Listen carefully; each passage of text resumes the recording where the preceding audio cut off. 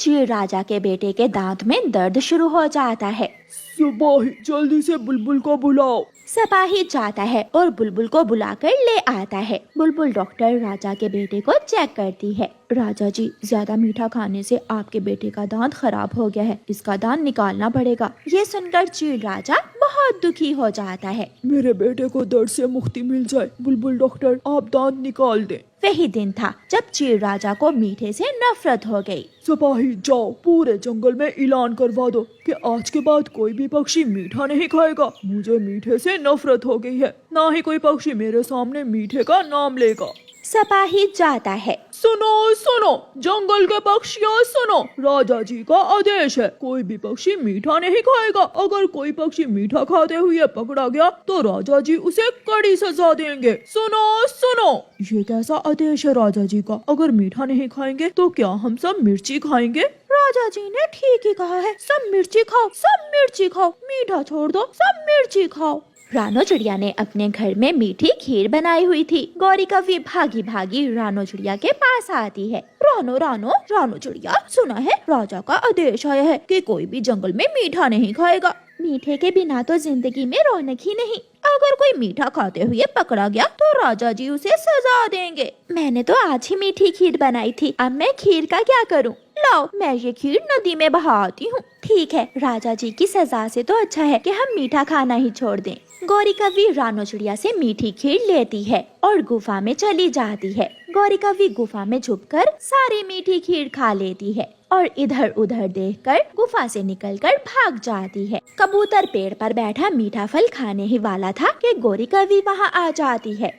ना कबूतर, ये फल तो मीठा फल है, ये ना खाना वरना राजा जी तुम्हें सजा देंगे। लेकिन ये तो एक फल है, इससे क्या नुकसान होता है खाने से? राजा जी ने कोई भी मीठी चीज खाने से मना किया है। लाओ मैं ये मीठा फल नदी में फेंक आती हूँ। गौरी कव्वी कबूतर से मीठा फल लेकर नदी की तरफ चली जाती है और झाड़ियों में छुपकर मजे मजे से मीठा फल खा लेती है। राजा जी के आदेश से सभी डरे हुए थे। जंगल में अगर कोई पक्षी दूसरे पक्षी के घर जाता तो नमक लेकर जाता या फिर मिर्ची। मीठा तो जंगल में कोई भी इस्तेमाल ना करता था। कबूतर और तोते, आखिर कब तक हम मीठे के बिना जिंदा रहेंगे? मैं तो चील राजा के पास जा रही हूँ। अब तो मेरा भी मीठा खाने को दिल कर रहा है। मैं विनती करूँगा चील राजा की कि हमें मीठा खाने दें।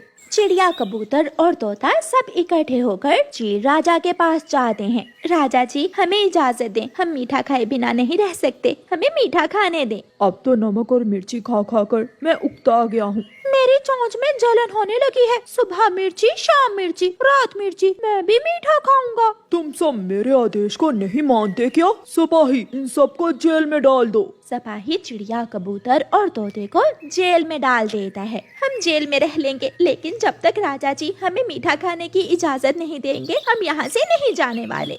ऐसे ही 2 दिन गुजर जाते हैं और फिर एक दिन चील के बेटे को बैठे बैठे चक्कर आने लगते हैं और वो गिर जाता है। सिपाही बुलबुल डॉक्टर को बुलाओ, जल्दी करो। सिपाही बुलबुल को बुला कर लाता है। बुलबुल राजा के बेटे को देखती है। राजा जी आपके बेटे में तो शक्कर की मात्रा बहुत कम है, इसे जल्दी से कोई मीठी चीज खिलाएं। बुलबुल ये तुम क्या कह रही हो? उस दिन मेरे बेटे का दांत मीठा खाने से खराब हुआ था और आज तुम मीठा खाने का बोल रही हो। राजा जी कोई भी चीज हो, मीठी हो या नमकीन या तीखी, उसे मुनासिब मात्रा में खाने से ही सब पक्षी स्वस्थ रहते हैं। जैसे नमक मिर्ची की जरूरत है, ऐसे ही पक्षियों के शरीर में मीठे की भी जरूरत होती है। ये बात सुनकर चील राजा अपने बेटे को जल्दी से गरम गरम गुलाब जामुन खाने को देता है और तुरंत चिड़िया और कबूतर को जेल से आजाद कर देता है। पक्षियों ये गुलाब जामुन आपके लिए हैं, ये खाओ और दोबारा से मीठा खाने की शुरुआत करो। पक्षी बहुत खुश हो जाते हैं और फिर से जंगल में मीठा खाने की इजाजत मिल जाती है।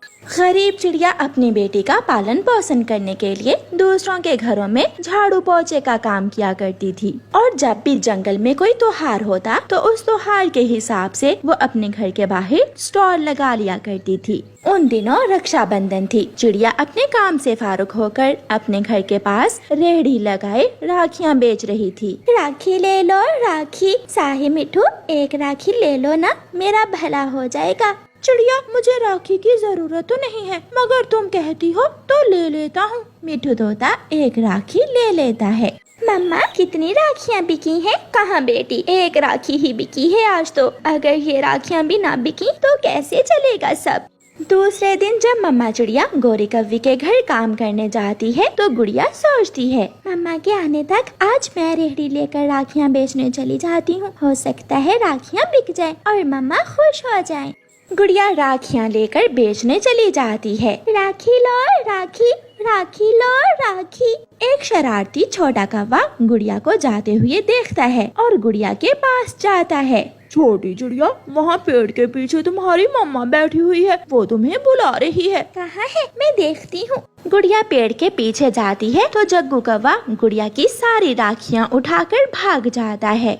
यहाँ तो कोई नहीं है, शायद उस छोटे कौवे ने मुझसे मजाक किया होगा। गुड़िया जब वापस आती है तो रेहड़ी पर उसकी राखियाँ गायब थीं। गुड़िया रोने लग जाती है। वो चोर कौवा होगा, वो मुझे गरीब की राखियाँ चुरा कर ले गया। अब मैं मम्मा को क्या जवाब दूंगी? मैंने तो अच्छा सोचा था और ये तो बहुत गलत हो गया। गुड़िया रोती हुई वहाँ से चली जाती है। जग्गू कौवा गुड़िया की सारी राखियाँ नदी में बहा देता है। अब उस छोटी चिड़िया की उसकी मम्मा से पिटाई होगी। जग्गू कौवा वापिस मुड़ता है। शरारतें करता हुआ जग्गू कौवा कभी इधर तो कभी उधर जा रहा था कि एक हवाई ऑटो से टकराकर गिर जाता है। उसके सर से खून बहने लगता है। अपने घर जाती हुई गुड़िया उसे गिरा हुआ देखकर वहाँ आ जाती है। गुड़िया जल्दी जल्दी से एक ऑटो को रोकती है और उसे बुलबुल डॉक्टर के पास ले जाती है। वो कौवा बेहोश था। ये गौरी कव्वी का बेटा है, इसकी माँ को बताओ जाकर। गुड़िया जल्दी जल्दी से भागती है और गौरी कव्वी के घर जाती है। गुड़िया की मम्मा भी वहाँ काम कर रही थी। आंटी आंटी, आपके बेटे का एक्सीडेंट हो गया है, मैंने उसे बुलबुल डॉक्टर के पास पहुँचा दिया है। चिड़िया, मेरे जग्गू को न जाने क्या हो गया होगा, मेरे साथ चलो। गौरी कव्वी भागती है। गुड़िया और उसकी मम्मा भी गौरी के पीछे पीछे चली जाती हैं। बुलबुल ने जग्गू को दवा दे दी थी। थोड़ी देर बाद जग्गू होश में आ जाता है। मैं कहाँ हूँ? जग्गू बेटा, आप ठीक हो? वो तो अच्छा हुआ जो ये छोटी चिड़िया आपको बुलबुल डॉक्टर के पास ले आई, वरना न जाने आज क्या हो जाता। जग्गू गुड़िया को देखकर डर जाता है। आप डरो ना दोस्त, मैं आपकी मम्मा को कोई बात नहीं बताऊंगी। गुड़िया अपनी मम्मा के साथ घर चली जाती है। गुड़िया बेटी, राखियाँ कहाँ है? रेहड़ी तो खाली खड़ी है। मम्मा, मेरी सारी राखियाँ गौरी आंटी के बेटे ने चुरा ली थी, इसलिए तो वो बुलबुल डॉक्टर के पास इतना डरा हुआ था। गुड़िया बेटी, बुरे काम का अंजाम हमेशा बुरा ही होता है। जग्गू भी अपनी मम्मा के साथ घर चला गया था। मम्मा, मैंने बहुत बुरा किया। मैंने गुड़िया की राखियाँ चुरा कर नदी में बहा दी थी। मम्मा, उसने फिर भी मेरी जान बचाई। जग्गू बेटा, कभी भी किसी के साथ ऐसी शरारत नहीं करते। वो तो पहले ही बहुत गरीब चिड़िया है, बेचारी दूसरों के घरों में काम करके अपना पेट पालती है। मम्मा, आप रानू आंटी को कुछ पैसे दे दें ताकि वो फिर से अपना काम शुरू कर सके। फिर गौरी कव्वी रानो चिड़िया को राखियों का एक बड़ा स्टॉल लगवा देती है और जग्गू कौवा गुड़िया से माफी मांगता है।